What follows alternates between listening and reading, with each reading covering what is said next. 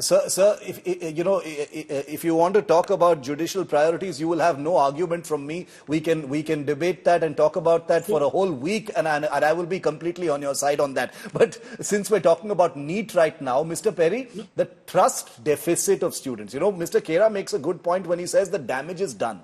And the damage has been done for so long. There is no doubt that right now we are a much more evolved society, much more aware society. The media is stronger. Social media is there. People like you are there to keep the spotlight on such issues. And that's the reason why there is a sense that action hopefully will be taken this time. But the sheer history of malfeasance and malpractice, in competitive exams, still is quite dispiriting. We don't know yet if this is that pivotal moment where something will actually change. And the trust deficit for students has reached a kind of critical level right now, Mr. Perry. So, Shiv, I'll talk about what the students were looking at in terms of re-NEET or not re-NEET. Yeah. I think the first thing we need to do at this point in time, and I'm just confining myself to the NTA and NEET at this point in time, and not about the emotional stuff that's been said just now. You need to first of all quantify the problem, and the quantification of the problem will happen through a proper audit where you actually see data digression. The data digression may be from class 12 score to something else at a larger number, not one or two students, but every student seems to have a digression, or a data digression where in one particular center you have a lot of outstation students coming in, or a data digression center where in one center you actually have a lot of toppers, right? And that is a statistician working on it along with some forensic auditor and dealing with that. Yes. We have not even taken the first step and trying to quantify the amount of problem that we have, which only NTA can, because they are sitting on the data, not all of us. Correct. I don't, by the way, say it must be a re-NEET because it's very traumatic for students. 24 lakh students sitting on the examination all over again is a traumatic experience, right? But can you say that, okay, there seems to be a possibility that in these 300 centers there is a problem, and you give an option for the student to either step in all over again or normalize yourself to the score, right? And there are ways of dealing with that. Like earlier also, Shiv, there were many examinations where some centers, some states, the exam was conducted all over again, and they were pulled back in through a normalization. In JEE, you have examination conducted over 8 slots over 4 days, morning and evening, 4 days, right? And you normalize the scores, right? You can make that option available for people. Re-NEET, I also don't subscribe to it, right? Because I understand what the children are saying, right?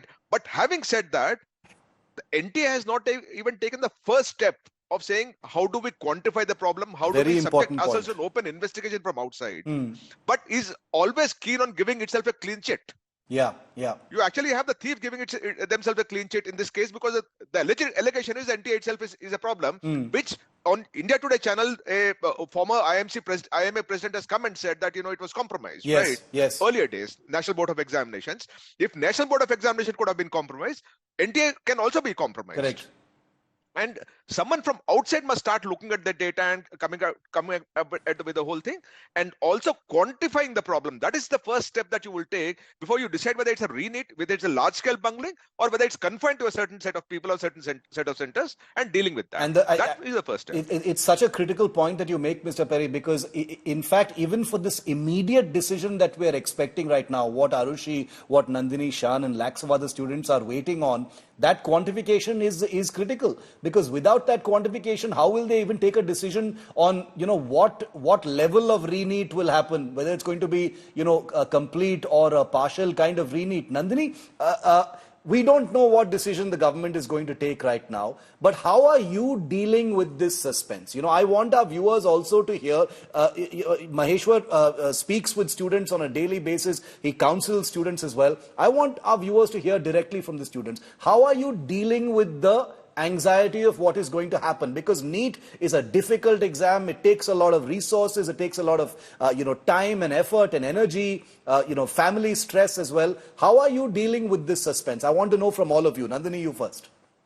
So the only thing that I can do is study right now, and that is what I'm doing, because as a student, that has always been my job, to study well and study hard so that I can get a good rank.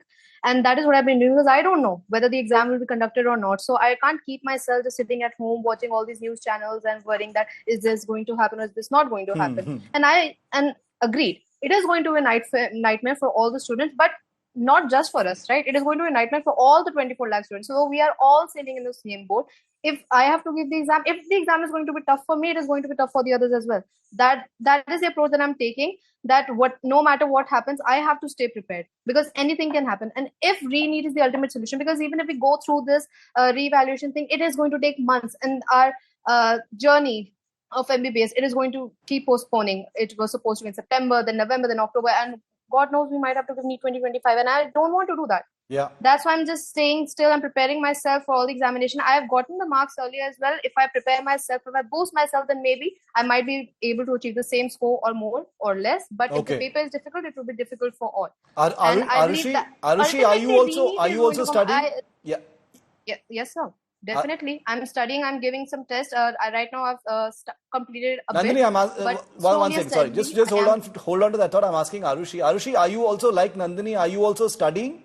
Because you don't know yet what's going to happen, whether there will be a re-NEET or not. Are you also studying just to be safe? No, I haven't started studying because there's so much anxiety around this entire, will it be or will it not be, or do I have to or not have to. The entire issue itself is making a lot of stress in the home, outside of home. It's like you can't really breathe through the entire process. And yeah, I haven't really started studying it, and I don't think a lot of people have started studying it. Shan, what are you doing? Are you studying? I'm coming to you, Zubin, right after this. Shan? It's all about the time, actually. If I started studying again, and I didn't take any time, if I didn't take any weight, so I would just go to the anxiety that I'm suffering from already. And I just asked some of my friends that what are you doing now? They are just telling me that we don't need this NEET scam again and again and again. We will go to Russia, we will go to Kazakhstan, Uzbekistan to do MBBS after spending so much of money, but we are not able to suffer from all these scams and very much anxiety and depression. This is painful to hear. I mean, this kind of anxiety for students who are going to be our next generation of doctors is genuinely and objectively frightening. Yes, Zubin, you wanted to say something to the students and about what they're going through?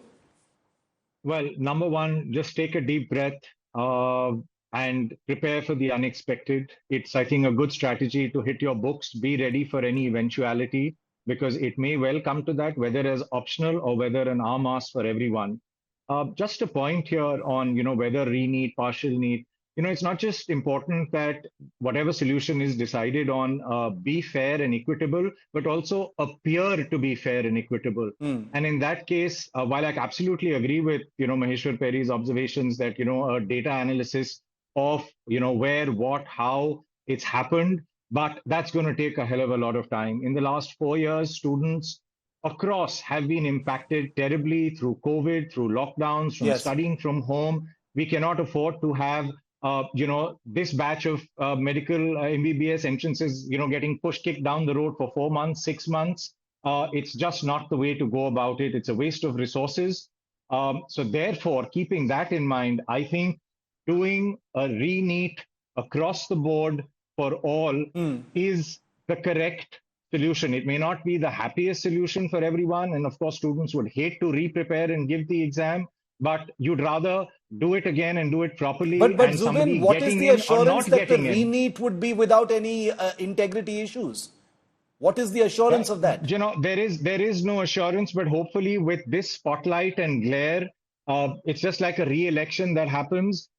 With that spotlight and glare and far more oversight, we try and not have this situation repeat. Okay. And that's just for this year, and then making it far more foolproof, for which, whether going online, whether conducting it 5 times a year, why this pressure of just one exam, one day, once a year? Yeah.